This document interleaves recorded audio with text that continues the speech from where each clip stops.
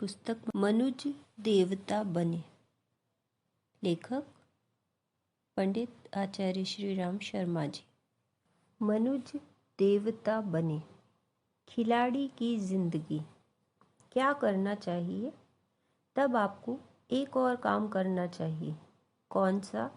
आपको खिलाड़ी की ज़िंदगी जीनी चाहिए। आप खिलाड़ी की ज़िंदगी जिएं। खिलाड़ी हारते भी रहते हैं, जीतते भी रहते हैं। वे टीम बनाकर खेलते हैं। हार गए तो क्या, जीत गए तो क्या। जिस तरह लोग ताश पत्ता खेलते रहते हैं, बादशाह कट गया, बेगम कट गई, गुलाम कट गया, सब कट गए, परंतु खेलने वाले के चेहरे पर कोई शिकन ही नहीं। उसी तरह आप अपने चेहरे पर शिकन मत आने दें। चिंताओं की और मुसीबतों की कल्पनाएं करके, संदेह करके, भविष्य की आशंकाएं करके हर समय आपका दिल धड़कता रहता है। आप निश्चिंत रहिए, निर्द्वंद रहिए, हंसते रहिए, मुस्कराते रहिए। आप हंसते और मुस्कराते रहेंगे और निश्चिंत रहेंगे, तब आप एक खिलाड़ी के तरीके से ज़िंदगी जिएंगे। तब फिर मैं आपको देवता कहूँगा। मित्रों, यह संसार एक नाटक है। आप इसके एक पात्र हैं। दुनिया में आपको एक नाटक अदा करना है। आप नाटक के तरीके से, एक नट के तरीके से तमाशा कीजिए। लोगों को मनोरंजन करने दीजिए, लेकिन आप निश्चिंत होकर राजा जनक के तरीके से अपनी मनः स्थिति को बनाए रखिए। फिर मैं आपको स्वर्ग में निवास करने वाला कहूँगा। भूत का चिंतन मत करिए। पिछली जो घटनाएं हो गईं तो ठीक हैं। आपने कुछ अच्छे काम कर लिए, पर बार बार उनकी प्रशंसा करने की ज़रूरत क्या है? अगर किसी ने आपके साथ कोई बुराई कर ली या किसी ने दुख भुगत लिए, तो बार बार कहने की ज़रूरत क्या है? भूत सो भूत, गया सो गया। आप भूत पर विचार मत कीजिए। भूत से आप अनुभव तो इकट्ठा कर सकते हैं, लेकिन चिंता भविष्य की कीजिए कि उनको क्या करना है। अगर यह सोचते रहेंगे तो मज़ा आ जाएगा। जवान आदमी बनिए। बूढ़े आदमी भूतकाल का वर्णन करते हैं, बच्चे भविष्य की बात सोचते हैं, लेकिन जवान आदमी वर्तमान की बात सोचते रहते हैं। आपको वर्तमान याद करना चाहिए कि आज का दिन आप किस तरीके से बेहतरीन बना सकते हैं। अगर यह विचार आपके जी में आ जाए, तो मैं आपसे यह कहूँगा कि आप स्वर्ग में निवास करने वाले आदमी हैं। भविष्य की क्यों अनावश्यक कल्पनाएं आप करेंगे? योजनाएं बना लीजिए, इसमें कोई हर्ज नहीं, लेकिन महत्वाकांक्षा बात अलग है, योजना की बात अलग है। आपको एमए करना है तो आप स्कीम बनाइए। नहीं साहब, एमए नहीं हुए तो मर जाएंगे, नाक कट जाएगी, बात बिगड़ जाएगी। क्या बात बिगड़ जाएगी?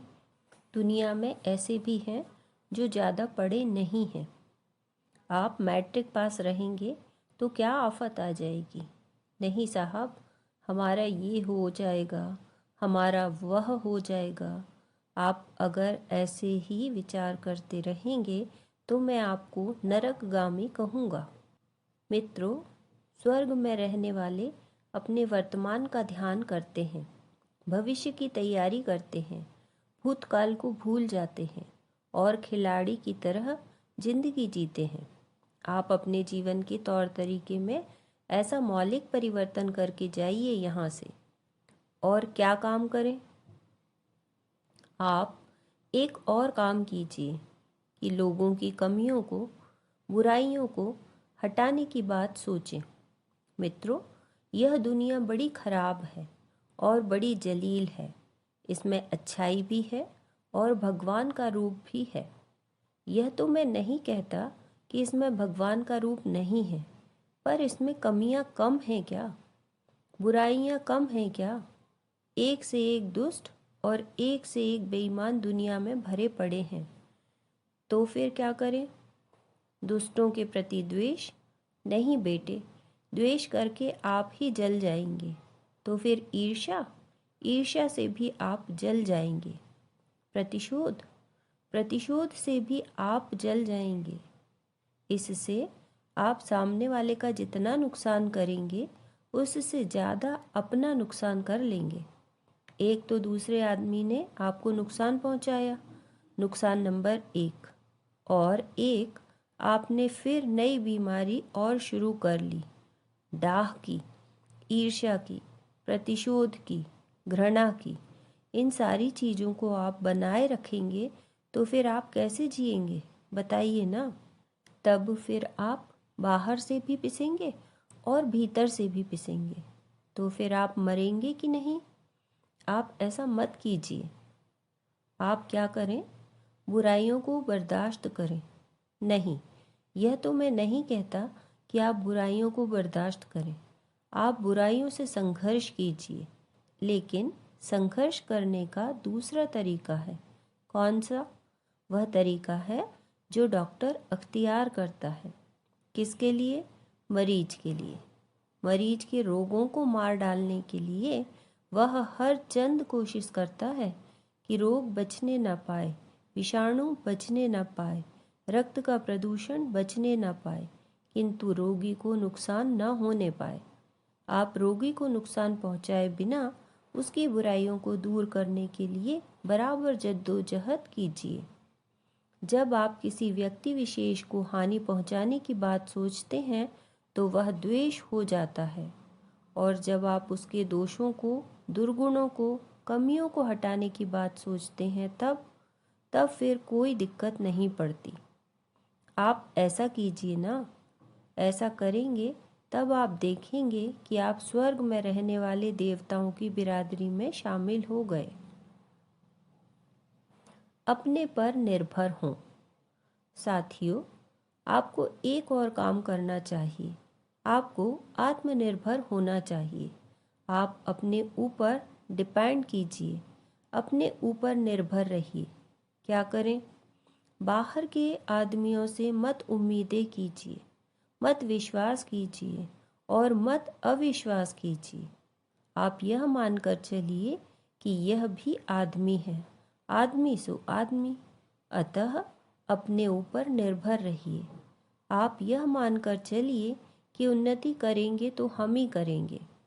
किसी आदमी से आप यह आशा लगाए बैठे हैं कि वह आपकी सहायता करेगा, तो वह क्यों आपकी सहायता करेगा?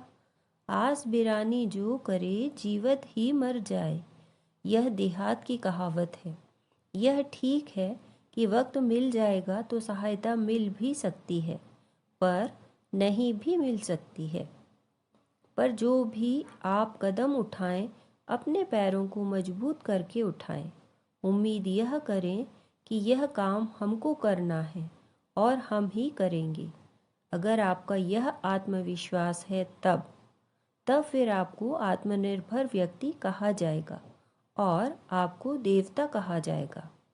देवता आत्मविश्वासी होते हैं और आत्मनिर्भर होते हैं। वे किसी पर डिपेंड नहीं करते। सूरज किसी पर डिपेंड नहीं करता कि हमको कोई अर्घ चढ़ाएगा कि नहीं चढ़ाएगा। हवा किसी पर डिपेंड नहीं करती, किसी की अपेक्षा नहीं करती। चंद्रमा किसी की अपेक्षा नहीं करता, जमीन किसी की अपेक्षा नहीं करती। आप भी किसी की अपेक्षा मत कीजिए। इसका अर्थ यह नहीं है कि आप सहयोगी जीवन न जिएं, परस्पर मिलना जुलना न करें, पर आप अगर यह उम्मीद बनाए रहेंगे कि अमुक आदमी यह करेगा तो फिर बड़ी मुश्किल हो जाएगी। जैसे आप परिस्थिति के बारे में यह अनुमान लगाए थे कि परिस्थिति हमारे अनुकूल हो जाएगी और नहीं हुई, तब आप झल्लाते हैं, रोते और खींचते हैं।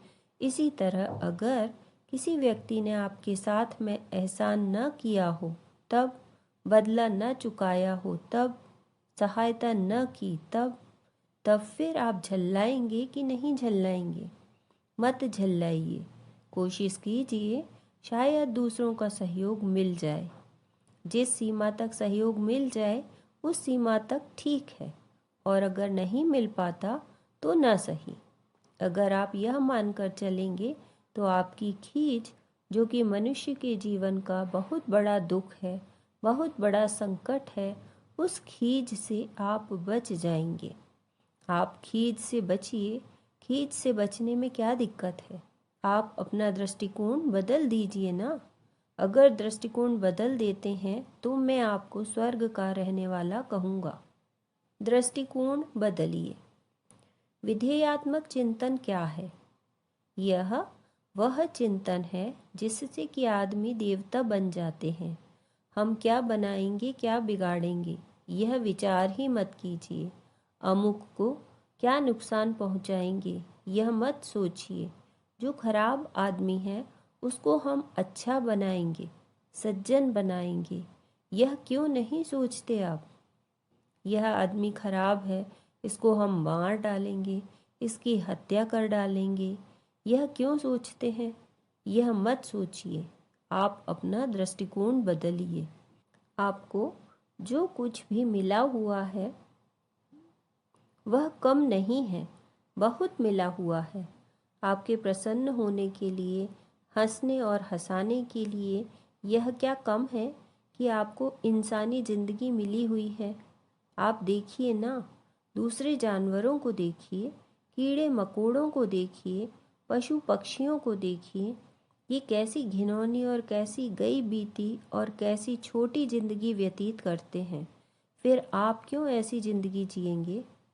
मित्रों, भगवान ने तो आपको राजकुमार बनाया है ना, आपको बुद्धि दी है ना, आपको वाणी दी है ना, आपको हाथ पांव दिए हैं ना, आपकी शादी हो गई है ना, आप तो घर में रहते हैं ना, आपकी तो जीविका है और पहली तारीख को तनख्वाह मिल जाती है, आप रोटी खा लेते हैं ना। लेकिन दूसरे जानवरों को देखिए, उन बेचारों की ना कोई तनख्वाह है, ना कोई नौकरी है, ना कोई कपड़ा है और ना कोई बोलने का ढंग है। इन सब की तुलना में आपको कितना अधिक मिला हुआ है। आप उस पर खुशी नहीं मना सकते, आप प्रसन्न नहीं हो सकते, आपके चेहरे पर मुस्कुराहट नहीं आ सकती कि जो हमारी वर्तमान परिस्थितियां हैं उनमें हमको प्रसन्न रहने का हक है। आप तो हमेशा अभावों को सोचते रहे हैं। अभावों को सोचने का अर्थ है नरक। अभावों को ध्यान में नहीं रखना चाहिए, उनको दूर नहीं करना चाहिए, यह तो मैं नहीं कहता हूँ।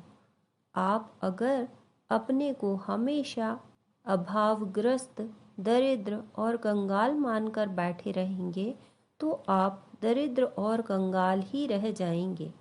आप अपने आप को मत दरिद्र मानिए और मत कंगाल मानिए।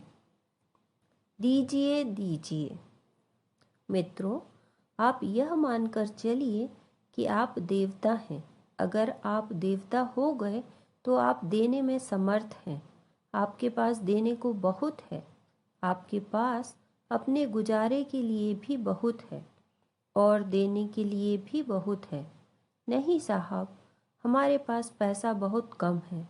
तो पैसा कौन मांग रहा है आपसे? पैसा देकर आप आदमी का क्या भला करेंगे? आप दूसरों को प्यार दीजिए।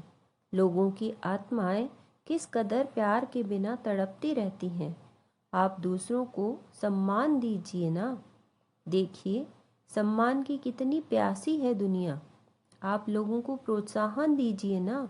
देखिए, आपका प्रोत्साहन पाकर छोटे छोटे आदमी क्या से क्या बन सकते हैं। देने के लिए कुछ कम है क्या? आप अपना पसीना दे दीजिए, अपनी मेहनत दे दीजिए, आप लोगों के लिए सहानुभूति दे दीजिए। देने के लिए आपके पास कुछ भी कम नहीं है। साथियों, आपके पास अगर देने की मनोवृत्ति हो तो आप कुछ भी दे सकते हैं। रोटी है तो उसमें से भी रोटी काट कर दे सकते हैं। ठीक है, आप अगर 4 रोटी खाते हैं तो 3 रोटी खाइए, 1 रोटी गरीबों के लिए बचा दीजिए, उनका हिस्सा बांट कर दे दीजिए। फिर देखिए, वह 1 रोटी जो आपने अपनी रोटी में से बचत कर ली थी, आपके लिए कितना देवत्व लेकर के आती है, कितनी खुशी लेकर के आती है और कितनी शांति लेकर के आती है। आप कटौती कर लीजिए, कटौती करके आप दूसरों को देने की तैयारी कर लीजिए, आपको और अधिक जरूर मिल जाएगा।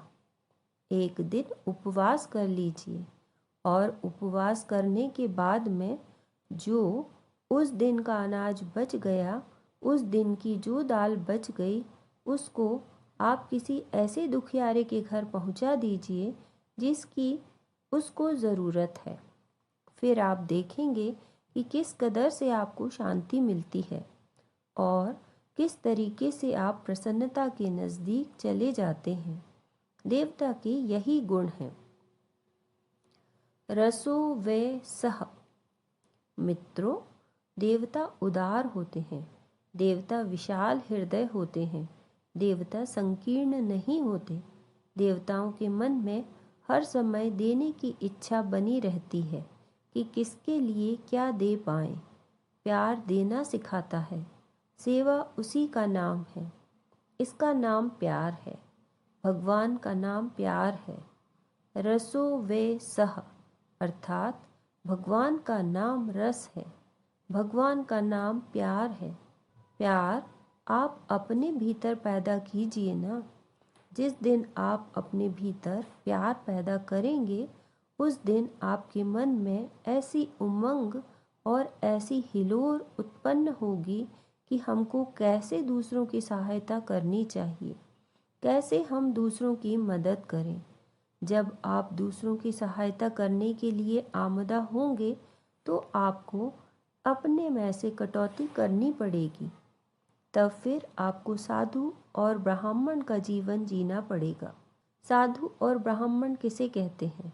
किफ़ायतदार को साधु ब्राह्मण कहते हैं, मितव्ययी को, अपरिग्रही को एवं सर्वसंतोषी को साधु ब्राह्मण कहते हैं। आप ब्राह्मण बनिए, साधु बनिए, आप भूदेव बनिए। पृथ्वी के देवताओं में अपने नाम को लगा लीजिए। आप संत बनिए। संतों को भी भगवान कहते हैं, देवता कहते हैं। संत किसे कहते हैं? परोपकारी को कहते हैं, लोकहित में लगे हुए आदमियों को कहते हैं, समाज के लिए विसर्जित और समर्पित लोगों को कहते हैं, सत प्रवृत्तियों में अपने आप को खपा देने वालों को संत कहते हैं। आप संत और ब्राह्मण के रूप में अपना दोनों के संयुक्त जीवन यापन करने के रूप में अगर जिए तो मज़ा आ जाएगा। यहाँ से देवता बनकर जाइए। मित्रों, आप कैसे देवता हो सकते हैं? इसके लिए आपको संघर्ष करना पड़ेगा। मछली उल्टी दिशा में चलती है, आप भी मछली के तरीके से उल्टी दिशा में चलिए। जमाने का बहाव किधर है, इस पर आप ध्यान मत दीजिए। आप संकल्प और निश्चय कीजिए कि हम सिर्फ आदर्शों की तरफ चलेंगे, ऊंचाइयों की ओर चलेंगे। आप मस्ती से रहिए और दूसरों को मस्ती से रहने दीजिए। आप खुशी से रहिए और दूसरों को खुशी से रहने दीजिए। आप जिएं और दूसरों को जीने दीजिए। मिलजुल कर रहिए, मिल बांट कर खाइए, हंसते रहिए और हंसाते रहिए। अपने फर्ज और कर्तव्यों के प्रति जागरूक रहिए। अगर आप इतना कर सकते हों तो आप देख लेना, आप देवता हो जाएंगे और देवत्व का सारा उदय आपके इसी जीवन में हो जाएगा, जैसी कि हम अपेक्षा करते हैं। आप इस शिविर में आए हैं, बहुत अच्छा, पर आप यहाँ से देवता बन करके जाइए। अब देवता बनना और राक्षस बनना बिल्कुल आपके हाथ की बात है। आप चाहें तो हम आपको देवता बना सकते हैं और आप देवता बन सकते हैं। उम्मीद यही है कि आप ऐसा ही करेंगे। आज की बात समाप्त। ओम शांति।